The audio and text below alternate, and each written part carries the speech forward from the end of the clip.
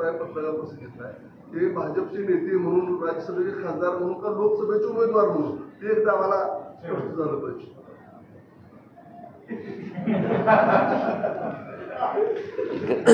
उत्तर द्या.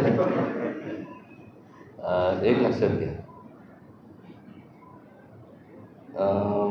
भारतीय जनता पक्ष हा एक नॅशनल लेवलचा पक्ष आहे आणि त्यामुळं संपूर्ण देशभरात आज वेगवेगळ्या राज्यांमध्ये निवडणुका, जसं महाराष्ट्रात निवडणुका चा प्रोग्राम जाहीर झाला, तसंच सगळी देशभरात प्रोग्राम जाहीर झालेले आहेत. स्वाभाविक आहे की टप्प्याटप्प्याने फर्स्ट फेजमधलं, सेकंड फेज, थर्ड या प्रकारे, त्यात आपल्याला माहिती आहे की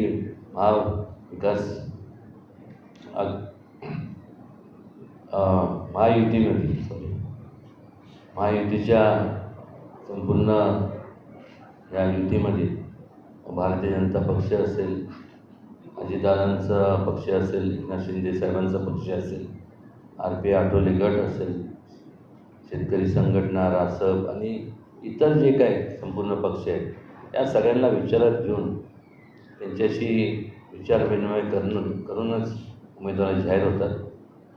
आणि त्यामुळं इतर पक्षांची म्हणजे आता त्यांनी जो प्रश्न विचारला की कोणाची उमेदवारी जाहीर मिळाली, मला माहीत नाही. तर स्वाभाविक आहे, लोकशाही कोणी पण उभं राहू शकतं, कोणाची झाली असणार, पण त्यांची जी महाविकास आघाडी, त्या महाविकास आघाडीचं जे काय त्यांची चर्चा झाली असेल, त्यातून त्यांनी जाहीर केलं असेल. त्यावर मी भाष्य करणं योग्य ठरणार नाही. आणि आपला जो एक प्रश्न आहे, राज्यसभेचा खासदार तर मी आहेच, पण तुम्ही जो प्रश्न विचारला की तुम्ही लोकसभेचा काय उमेदवार म्हणून,